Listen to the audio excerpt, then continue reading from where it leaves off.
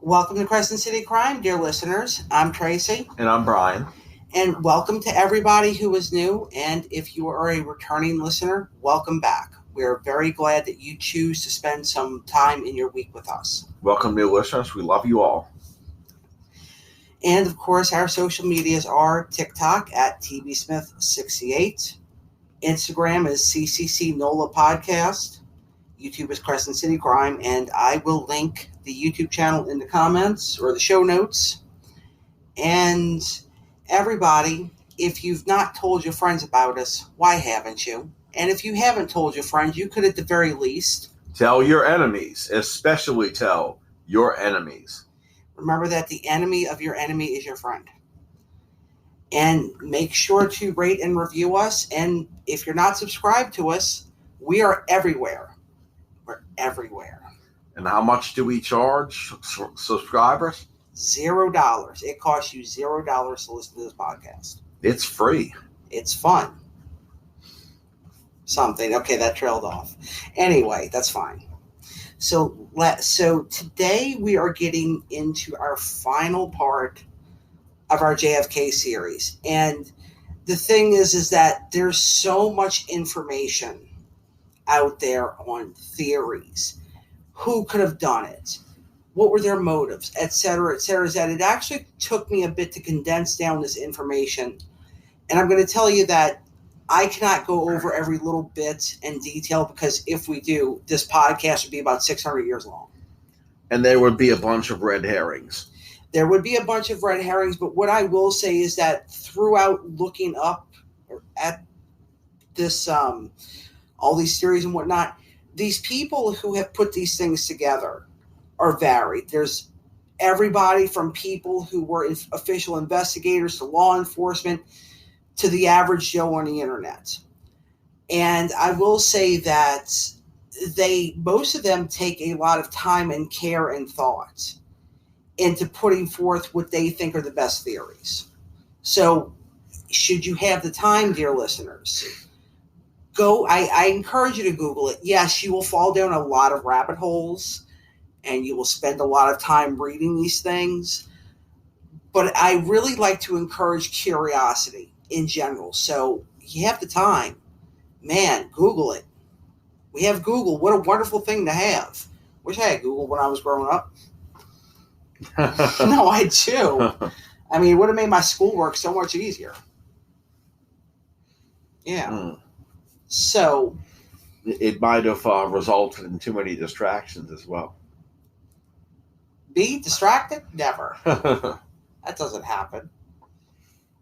So in last week's episode, we talked about the aftermath. I'm sorry, not the aftermath, the assassination. We broke it down pretty much down to the minute of the timeline. We went over the tragedies in it. We discussed the Secret Service agent who was the biggest hero of that day. And right now we're going to talk about the immediate aftermath. In the immediate aftermath, Lee Harvey Oswald was arrested very quickly. He publicly stated that he did not shoot anyone, and he also said that nobody told him he was under suspicion for killing the president. Yeah, we know he lied when he said he didn't shoot anyone. Mm-hmm. Because at the very least, we know he shot that Dallas police officer. He did shoot that Dallas police officer. We're going to get there. Yeah. So after the assassination, Oswald took a bus and then a taxi to his rooming house.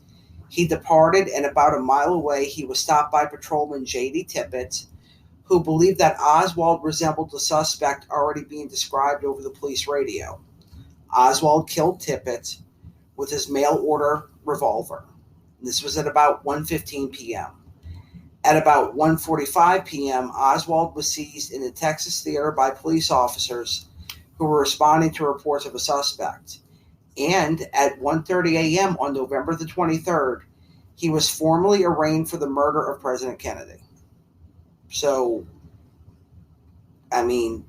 Now going back to the mail-order revolver, that was the Smith & Wesson Model 10-38 caliber, right? Yes. Yeah. Very commonly available very popular, very commonly available at the time. Much of the American public used the Smith & Wesson Model 10 during that period as a home defense a pistol because they were very popular with law enforcement. Right. As civilian society tends to follow the military and the police for what they can bet their life on. Now, on the morning of November the 24th, while he was being transferred from a jail cell to an interrogation office, Lee Harvey Oswald was shot by a distraught Dallas nightclub owner named Jack Ruby. Jack Ruby was tried and he was found guilty of murder on March the 14th, 1964, and he was sentenced to death. Yeah. Now, the revolver Jack Ruby used, it was a Colt Cobra. It was a Colt Cobra. I was actually about to say that. You stole my thunder. Which is the lightweight version of the Colt Detective, okay? In other words, it's got an aluminum alloy frame instead of a steel frame like the Colt Detective. And one of its, what it has in common with the Smith & Wesson Model 10 is that it also holds 6 shots. Okay. So Jack Ruby was sentenced to death. But in October of 1966, a Texas appeals court reversed the conviction. But before a new trial could be held, he conveniently died of a blood clot complicated by cancer on January the 3rd, 1967. Now, Jack Ruby was a man who had ties to the mafia. Okay, we are going to hear the mafia come up a few times in these theories. So it is thought that Jack Ruby owed the mafia money and that killing Oswald was a repayment of that debt. Yeah, that's one of the things that lends credibility to the theory that the mafia had Kennedy killed, is the mafia would have an interest in silencing the assassins involved. Exactly. Now, the murder of Oswald took place on a live news broadcast. Okay. Yes, there is video footage of this. No, it is not as graphic as a Zapruder film. And yes, I will link it in the comments. Yeah, it's not graphic because I don't believe you can see the gunshot wound. No, you don't, but you do see Oswald's face. Like, he definitely knew that he was shot. I think he was in pain, like in that moment. I do. Yeah, he was shot in the abdomen. He was. Which is typically very, very painful. Yeah. So it's a slow and painful death when you're shot in the abdomen, typically, if it's a fatal wound. But something to keep in mind, the majority of the times if you see a video where someone's actually shot, especially if it's a pistol round, mm-hmm. you don't really see blood. It's just not as dramatic and graphic as movies and television depict it. Right. So now we will go over some other motives and the people behind them, or possible people behind them. Now, John F. Kennedy was staunchly anti-communist. This, in theory, could have angered Nikita Khrushchev and Fidel Castro enough to where they would have arranged to have had him killed. It's also speculated that President Kennedy, who did not want to get America involved in Vietnam, was killed by government officials as a result. Now, what I think could lend some credence to this theory is that in 1961, the outgoing president, Dwight D. Eisenhower, warned of the dangers of the industrial military complex in his farewell address. He warned that, what he said is that a vital element in keeping the peace is our military establishment. Our arms must be mighty and ready for instant action so that no potential aggressor may be tempted to risk his own destruction. American makers of plowshares could, with time and as required, make swords as well. But now we can no longer risk emergency improvision of national defense. We have been compelled to create a permanent armaments industry of vast proportions. This conjunction of an immense military establishment and a large arms industry is new in the American experience. Yet we must not fail to comprehend its grave implications. In the councils of government, we must guard against the acquisition of unwarranted influence, whether sought or unsought, by the military-industrial complex. The potential for the disastrous rise of misplaced power exists and will persist. So that is the words of former President Dwight D. Eisenhower. Eisenhower was very familiar with the military-industrial complex, as he was commander of the European Theater of Operations during World War II. He was indeed. So he was intimately familiar with expenditures that went into winning the European Theater of Operations, instrumental weapons and manufacturing, that type of stuff. Right. So, and chances are he knew several of the people who were behind the manufacturing. Yes. So he had come to understand, and he probably, knew them up until his presidency, the end of his presidency, and had come to understand how they were, and of course could see their greed, their continued greed, because the military-industrial complex had quite a taste of wealth during World War II. Yeah, transferred to it from the government through borrowing. A good bit of it was government borrowing. Yes, and so it's kind of like spoiling a child. Yes, they're going to keep wanting more. And you know what? When you think about recently, we just ended the war in Afghanistan and Iraq, right? That was a 20-year war. I mean, that was a big old treat for the spoiled baby that is the military-industrial complex. Yes, yeah. There is, of course, there's always too much of a good thing. Too much of a good thing. There can always be too much of a good thing. And the gluttony of the military-industrial complex is an example of that. Very well put. And we're going to get more into that right after we take this quick break. And we are back, and Brian has some information for us. Yes. Jack Ruby had paid $62.50 for that Colt Cobra revolver. Mm-hmm. At one point, I had one from the 1950s that was brand new in its box. It was a nice collector's piece, which I owned it for a few years and wound up foolishly selling it. But the one that Jack Ruby used to assassinate Oswald sold at auction, I believe it was 1993, for about $220,000. Wow. Which likely makes it the most valuable Colt Cobra revolver out there, and ironically one of the most valuable Colt revolvers ever. Ah, well. Ironically, seem worth more than let's say General Lee's Colt Navy revolver from the Civil War. Okay. Very likely because people discuss the Kennedy assassination more than the American Civil War. I don't know. Maybe we'll have to create a poll somewhere about this. Yeah.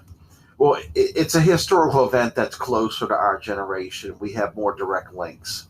That's very true. Yeah. Well, getting back to the aftermath of the assassination of John F. Kennedy, President Lyndon B. Johnson took the oath of office in an Air Force One conference room. The plane was still grounded at Love Field, and the oath of office vow took place 2 hours and 8 minutes after the assassination. The swearing-in ceremony was administered by Judge Sarah Tiggleman Hughes. This was the first and so far only time that a woman administered the presidential oath of office, and the only time that it's been conducted on an airplane. And President Johnson did drag America into Vietnam, and the military-industrial complex has thrived ever since then. Yeah, well, that's why some people are of the mind that the military-industrial complex was getting Kennedy out of the way.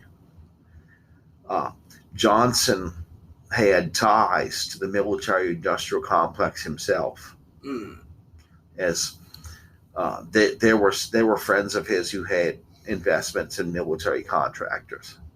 Right. So now, I mean, take that for what you will. Me personally, I'm not of the mind that the military-industrial complex decided to remove Kennedy. Okay. Okay, and one of the reasons why I'm thinking that is because they could have simply bided their time. Well, okay, but I would say that perhaps an argument against your theory is that no president has stood in the way of the military-industrial complex since then. And that is true, but you can chalk that up to the same politics that business as usual that Johnson was involved in anyway. Because it seems one way or another, ever since World War II, the military-industrial complex has found ways to get things done and to make their money.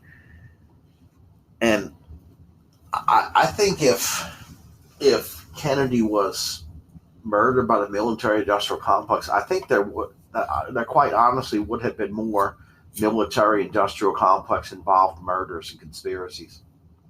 There are more than just that one, because if that would have been their MO, this would have happened more often, I think, and to people other than a U.S. president as well. Right. Okay, so where's this trail of bodies from the military-industrial complex among political officials? Fair point. I don't think that's the way. That's really historically that's really not the way they do business. They do it through lobbying. Okay. That type of deal, making friends, buying people. You mean they buy their friends, their frenemies? Sure. Yeah, sure. Okay. I mean, why would you even want to? And if you're able to do business within, let's say, if you're able to do business the American way politically, why do you want to get tied into a murder conspiracy? That's true. When that's against the law, but lobbying is not. That's true too. You see. Yeah. So okay. Simply put, blaming the military-industrial complex for Kennedy's assassination, to me, defies logic. I think you have a very well thought out point. Thank you. Yes. Now, publicly, President Johnson expressed concern that the public might come to believe that Soviet leader Nikita Khrushchev and/or Cuban leader Fidel Castro was implicated in the assassination. A situation that Johnson thought might lead to a war that could kill 40 million Americans in an hour. Johnson relayed his concern to both Chief Justice Earl Warren and Senator Richard Russell by telling them that they could serve America by joining the commission that Johnson had established to investigate the assassination. This is known as the Warren Commission. Right. Okay. Now, the mafia, again, popping up with the mafia, right? They're another group that might have taken action that day. After Fidel Castro's communist revolution at Cuba, the mob lost some big financial interests in that country. Did you know that? Oh, yeah, yes. Yeah. Oh, yeah, I'm well aware of that. Fidel Castro practically kicked the mob out. Right. Okay. And, of course, there was the failed Bay of Pigs invasion, which is when Cubans attempted to retake Cuba, and they failed. Yeah, the mafia had an interest in that succeeding. Right, but it did not succeed. Right. It did not. It failed miserably, and so that, combined with the fact that Robert Kennedy, who was the Attorney General of the United States at that time, was making it a personal crusade to combat organized crime. Yeah. So, yeah. Yeah. So we have a perfectly good motive for the mafia, and consider that having people killed is one of the ways the mafia handles business. Very true. It's part of their MO. It always has been, going back to Italy. Right. You see, that's the mafia is, I would say, as far as conspiracies go, the mafia would be the lead suspect, given all the ties to people involved in this thing, including Jack Ruby, and the way they like to handle things. Right. And going back to Khrushchev and Fidel Castro, I think it's kind of it's really too superficial to just make that line there, because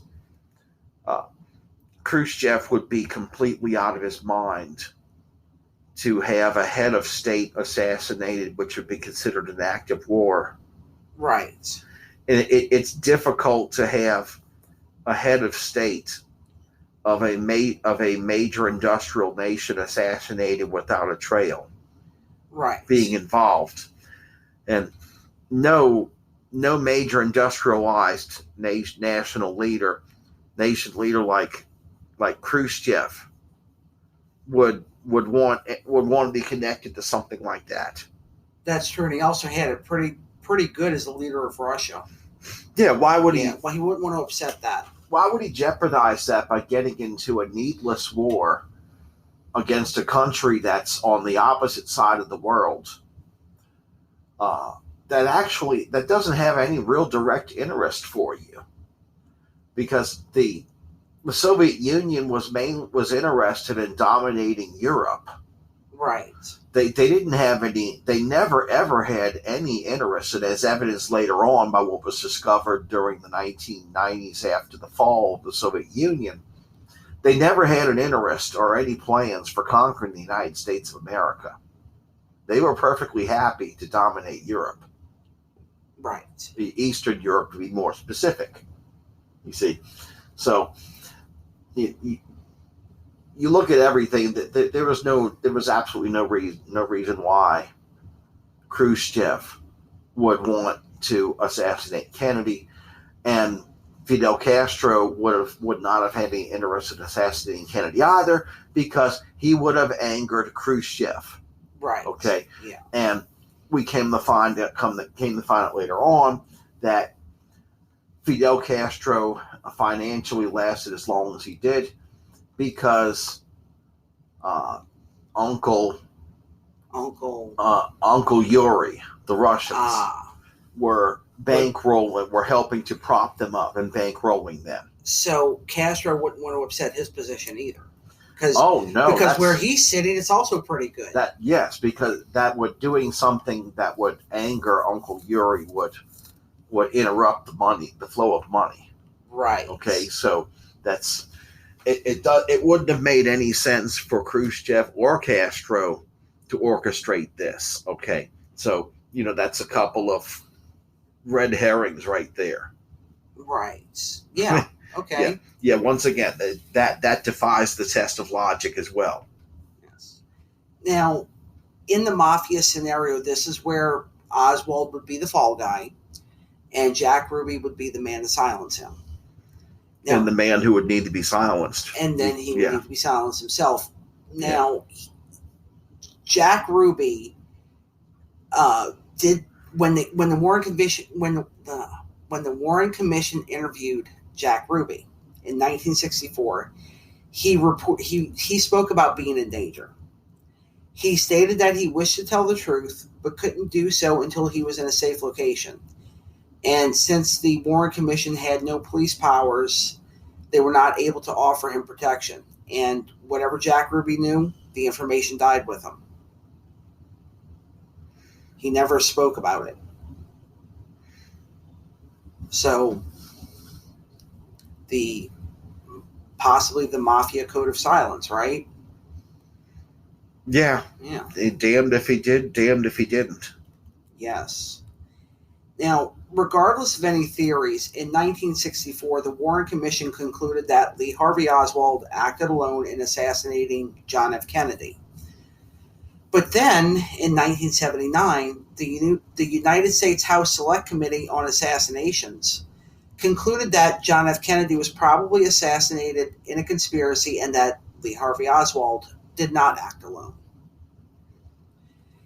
The Warren Commission presented one of the most ridiculous things I ever heard of in my life, and that's the magic bullet theory.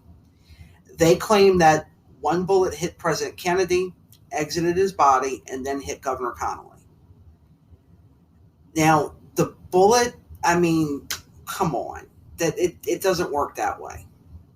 And during the trial of Clay Shaw, which was the subject of Crescent City Crime episode 20, New Orleans District Attorney Jim Garrison challenged the single bullet theory, claiming that the Zapruder film indicated that the fatal shot to Kennedy's head was fired from the grassy knoll, which is a small hill that is the subject of much discussion amongst conspiracy theorists.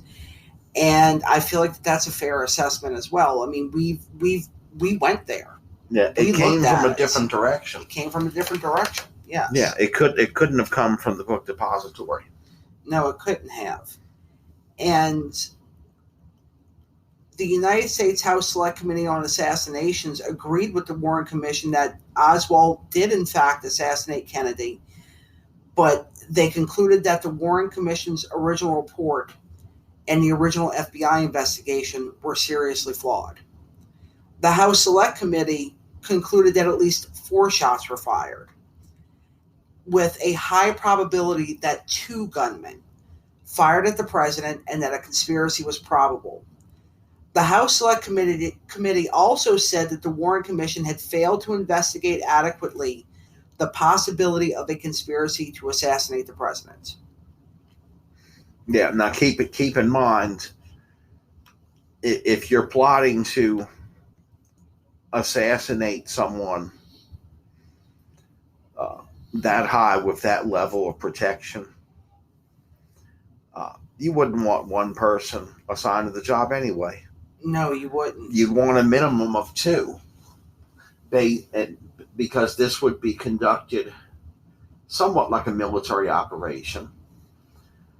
And the military philosophy for accomplishing missions is essentially 2 is 1 and 1 is none. Meaning you want double the resources you need to accomplish the mission. Right. In case one half of your resources fails. Yes. And essentially. And John F. Kennedy's youngest brother, Ted, said that he had been fully briefed by Chief Justice Earl Warren during the investigation, and he was satisfied that the Warren Commission got it right. He also stated that their middle brother, Robert F. Kennedy, was a strong advocate for the accuracy of the report, and that it was his belief upon all of their discussions that he too accepted the commission's findings. Now, this is what was said publicly, okay? Uh-huh. Now, Robert Kennedy was murdered on June the 6th of 1968. His son, Robert F. Kennedy Jr., believes that his uncle was killed in a conspiracy, and he also said that his father, while he publicly supported the Warren Commission, privately called it a shoddy piece of craftsmanship and was fairly convinced that others besides Lee Harvey Oswald were involved in his brother's assassination. Now, I just want to point out here that this was nothing publicly said. Okay, this is only the words of possibly some family gossip. Okay, I don't know if Robert Kennedy Jr. was old enough to really understand all of this before his dad was unfortunately murdered. Okay, so this could also be. Now, I believe that this is true. I do believe that, yes, in private, you're going to say things around your family that you're not going to say to the public. So I do believe that there is, I think that this has traction. Well, he didn't want to publicly say these things. He didn't want to make himself a target. Exactly. That's right. Right. And as far as further mafia motive, John F. Kennedy got into office with assistance from people associated with the mafia and in various towns. And in essence, the Kennedys, while in office, John and Robert, they did bite the hand that fed them. Probably did. So that contributed to it as well. It's also speculated that John had a thing with a mafia boss's girl, like on the side. Now, I don't know if a woman would merit this sort of thing, or if it was just like one more like straw on the pile of the camel's back.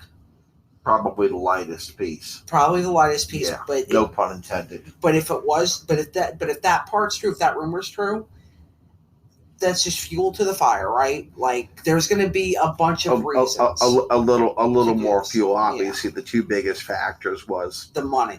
The money lost in Cuba was probably the last straw. Yes. And of course, prosecuting members of the mafia didn't help either. Right. So between the prosecutions and all the money lost in Cuba, ordinarily causing the mob to lose money. Right. Which they don't like to do. Yeah, is enough for them to want to kill you. And Nellie Connolly, who was seated in the presidential car next to her husband, said that she believed that her husband was wounded by a bullet separate from the two that hit Kennedy. So we even have somebody who was, right there in the middle of it. She does not buy this magic bullet theory either. In fact, nobody should, because when you think about it critically, there's just no way. And it's also believed that some of the rifle wounds were actually caused by a different rifle entirely, a different caliber. Yeah. As in a World War II surplus K98 Mauser, which is, the German service rifle, very, very accurate rifle. Okay. A much better rifle than the Carcano. We're going to wrap up when we come back. And in our final suspect, the CIA is also somebody or a government agency that has been dragged into the "Have they killed Kennedy?" conspiracy lore. So this theory says that Kennedy was killed by his own country. The CIA, the Central Intelligence Agency, wanted him gone for one of three reasons. Maybe it was because Kennedy gave away Cuba in the Bay of Pigs, and because Kennedy said that he would help out with the Cubans in overthrowing Castro. So that didn't work. Now, the CIA worked very hard on this, and Kennedy backed out in the aiding of the renegades of Cuba. Okay, so without America's help, the renegades had no chance of overtaking Castro. Yeah, that was where initially they were supposed to provide air cover. Right. But at some point, the Oval Office apparently realized that they risked committing an act of war. Right. Over the course of providing that air cover, because of what could have transpired while doing so. Yeah. As in air-to-air combat. Theoretically, air-to-air combat with Russian pilots. Okay. Who were there. Now, the other reason is that the CIA did not want to take the chance that John F. Kennedy would let Vietnam fall to communism like Cuba had done. And the third reason is also because Kennedy fired a lot of people in the CIA. So Kennedy did not like the CIA. No.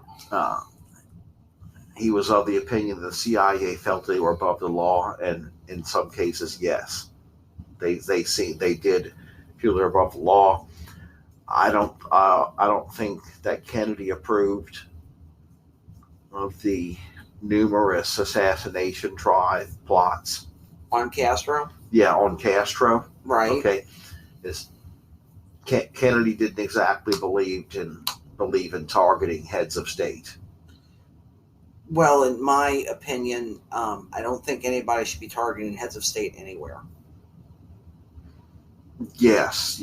I mean, okay, unless you're like maybe in one of those countries where you have a dictator regime, and if your band of rebels can overthrow them and you can install your own better government, then yes. But not in general, it's not a good idea.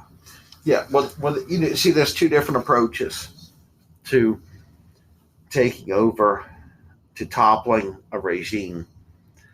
The assassination approach is considered to be very unlawful, dishonorable, and potentially an act of war. Okay, right.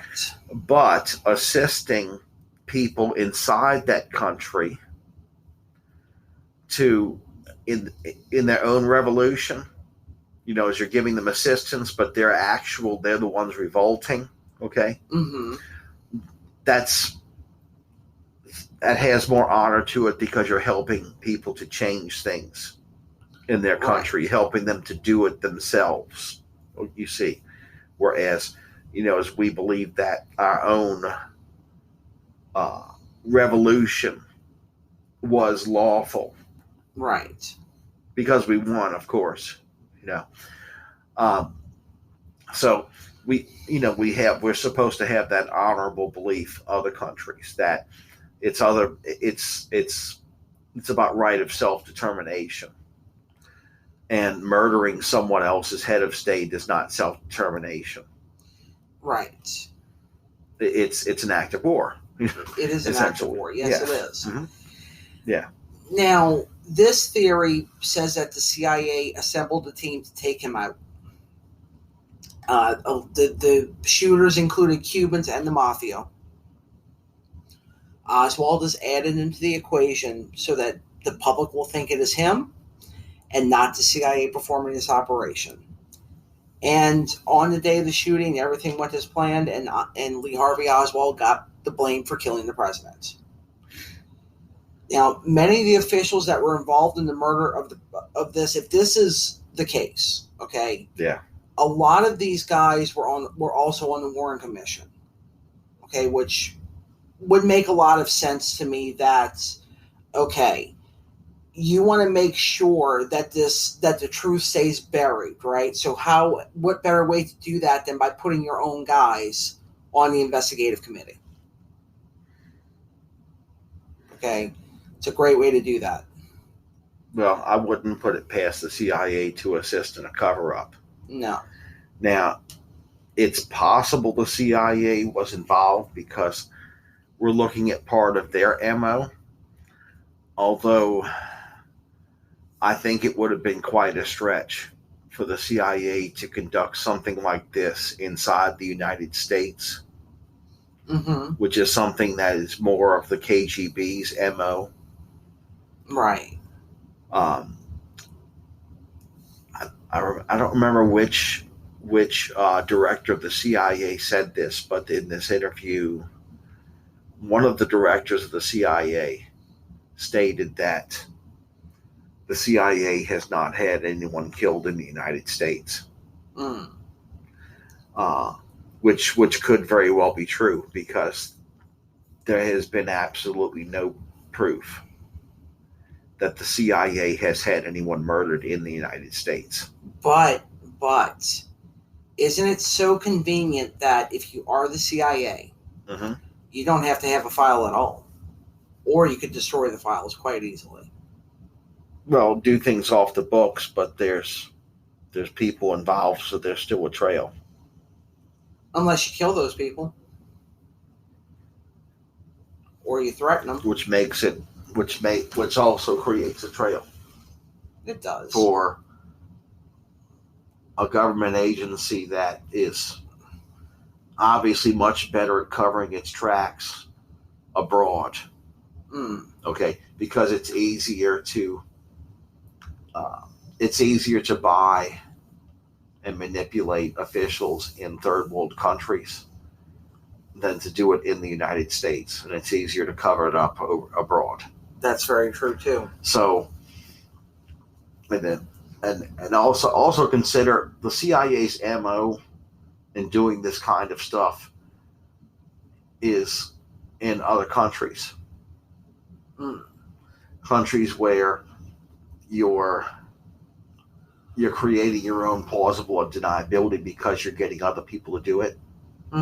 Okay, so you can't get if there's no possibility of it coming back to you because you haven't committed any crimes in this country, right? And you've successfully contracted people to do it in other countries. You see, so if the CIA had done that in this country, the officials who had it done would have risked prosecution in this country. Right. Okay. Another thing, there was no guarantee that, say, a Johnson administration wouldn't have looked into it if it did happen that way. Okay. So, I'm logically reasoning out of that scenario. I think the CIA having the President of the United States assassinated, okay, and in the United States, not waiting for Kennedy to travel abroad and have it done there, okay? Right, okay. Where they could have had more hands off, more plausible deniability. Right. Okay. Okay. Manipulated and utilized the usual suspects in another country, okay? That's why the CIA having Kennedy killed doesn't make sense to me. You see. So, and what country has the American Mafia killed lots of people in? Oh, I don't know. The good old U.S. of A. Okay, it's part of the mafia, the American Mafia's MO. Okay, they've got their guys. You took care of that thing. Yeah. So it's something that could have. And come to think of it, the mafia was best equipped too. Right. If you're gonna look at conspiracies and plus capabilities, the mafia was the best organization in the United States equipped to pull this off. Mm-hmm. And get away with it. That's true. Yeah, I think you're right. Because the mafia in this country has gotten away with numerous murders. They've gotten away with a lot. You are right. Yes. Yes. Yes. And of all the organizations we've discussed here, it looks like the mafia was the greatest losers. Because they lost a lot of money. Of everyone in Kennedy's presidency. Right. Okay. You follow the money. Not only did they lose a ton of money on Cuba, but they lost a ton of opportunity. Yes, all that future potential money. Yes, they lost a major investment. You mean like how Elon Musk is losing his investment in Twitter as we speak? Well, I mean, that book isn't written yet. It's not over. It's not over yet. I don't want to get into a discussion of that, but that's about another week. That's not over yet. And as far as this Kennedy assassination goes, we've had decades. And this isn't over either. That's the thing too. Because a lot of researchers correctly point out the inconsistencies, the oversights. exclusion of evidence, errors, changing stories, or changes made to witness testimony in the official Warren Commission investigation. And all of this just screams cover-up, doesn't it? Yeah, yes. Yes. Documents that have been officially declassified have evidence of a cover-up in them, but there's been nothing conclusive. And guess what? There could still be even more documents that haven't been released for public knowledge yet. And, speculation on this subject still runs wild today.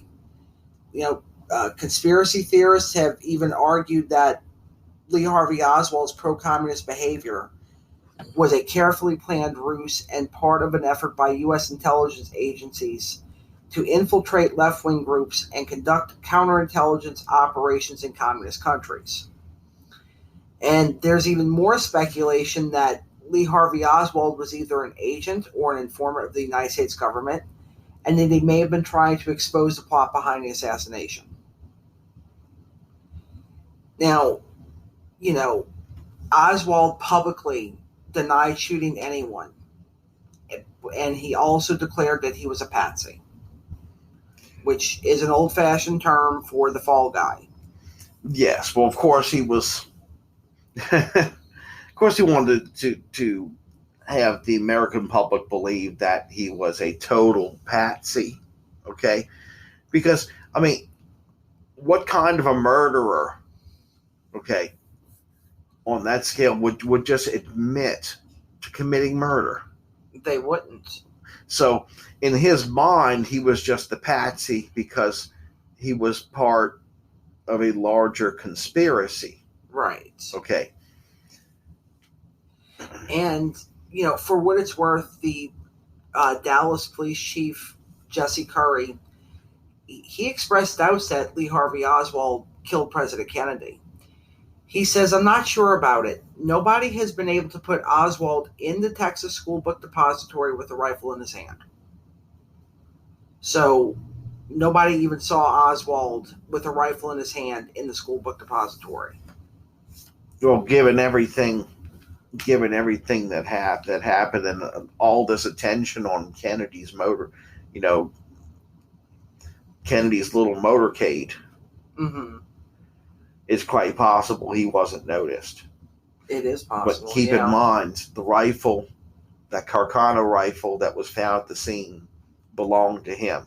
Yes, it did. Okay, he ordered it as a surplus rifle through the U.S. mail, and yes. he even took a picture with it. He was proud of it, and he did have motive, right, in this, given his history, given his history of treason, given his pro-communist beliefs, mm-hmm. which are well documented.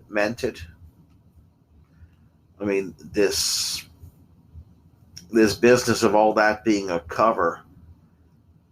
What, he was working on that cover when he was still in the Marines? Well, it's kind of a likely story. Maybe, but but I think as far as the Warren Commission goes, the easiest thing they could do was just simply blame it on one person. That was the easiest thing they could do. Less complicated, and certain people could avoid running afoul of the mafia, since apparently the President of the United States and his Attorney General did run afoul of the mafia in a very, very, very big way. That's very true. And yeah, I think at the end of all this, I think that the mafia is my personal choice as to who actually killed Kennedy, or was one of the people who killed Kennedy, because I do believe that Oswald did fire at least one shot. Now, what he may or may not have hit, I don't know. But if you think about 4 shots fired in that succession, it would have had to have been quick enough to hit the people in that vehicle as the target's moving away. Yeah, from a perpendicular angle, which is the worst position to be in. Right. Yes. For firing at a moving vehicle, unless it's a heavy weapon or a machine gun. Right. Okay. Something that you have splash damage with. Right? Yeah. This was not a military ambush. No. Well, not the traditional military ambush anyway. Yeah. Anyone knows anything about shooting a rifle and sniper work knows that you want to be facing the vehicle that you're firing upon. You want the target coming towards you. Towards you, yes. Yeah. And that See, way, I'm not even a sniper, and I knew that. Yeah. I knew that from watching movies. Yeah. that way, your point of aim is dead on. You don't have to move to the side, which with a scoped bolt action rifle, that doesn't help your accuracy very much at all. No. And, like I said, you can fall down a lot of rabbit holes reading about Lee Harvey Oswald, John F. Kennedy. And like I said, a lot of people have put some real effort into trying to debunk the official version of events. And you could just spend 600 years, I think is the time frame I quoted earlier, just reading about all this stuff and wondering about it. And I mean, this is something that's, I feel like, is going to haunt our country forever. Yeah. Now, another thing to consider, in my opinion, that really, the way our political system is set up, that discounts these theories about the CIA and the military-industrial complex. Presidents are term limited. Okay? And the military-industrial complex, they think long-term. So, if you have this public official's term limited, you don't need to kill them. That's true. To get them out the way. You can get them out of office and have your way, and without having to engage in all this sticky criminal conspiracy and felonies, right? That you can potentially get prosecuted for. So you're saying that they would forget about it? Yeah, but what happened to the mafia would be pretty hard to forget. Right.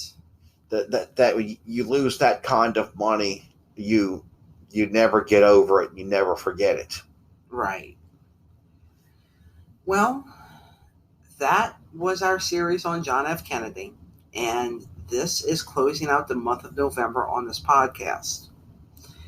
We really hope that you enjoyed our series, and we appreciate you spending time with us.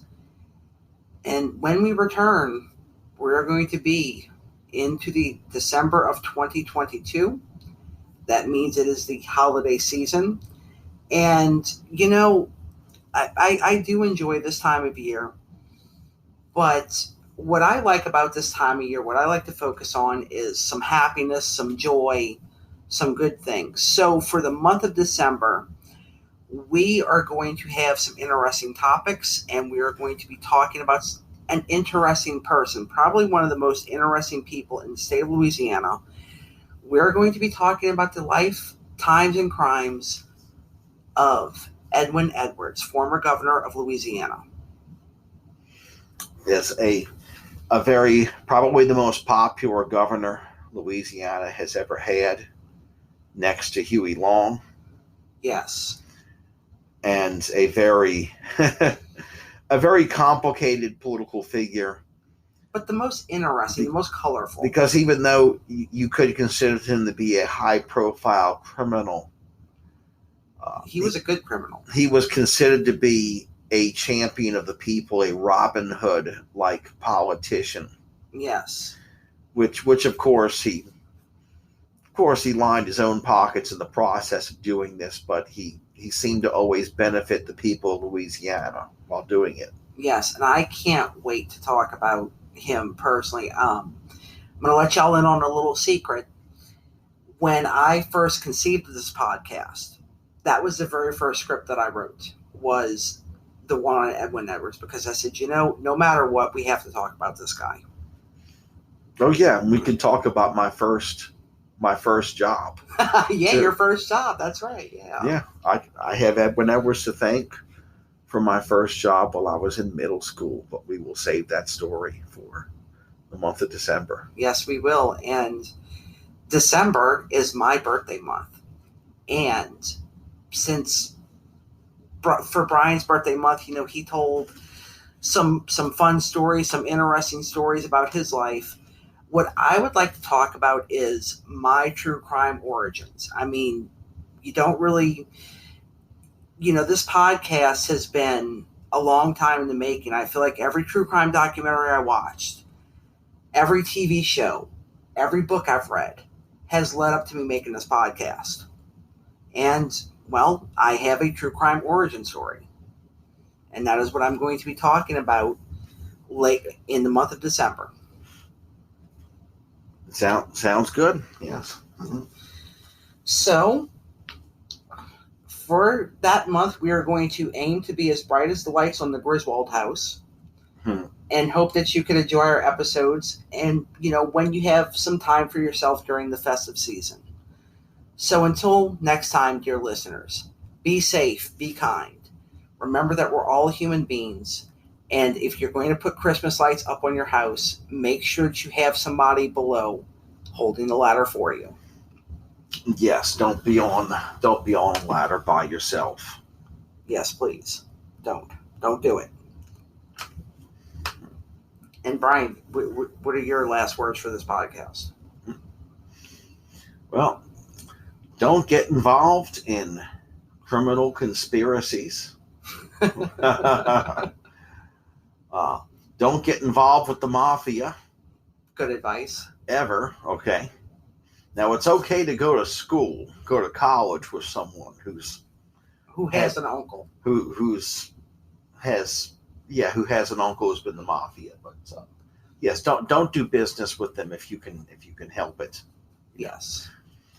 And if you're ever talking to law enforcement on a professional basis and you're not the victim or the witness to a crime, be sure to lawyer up. And wherever you're going, wherever you're planning to go, if it's dark, it's dangerous, and it doesn't feel safe, don't be there in the first place.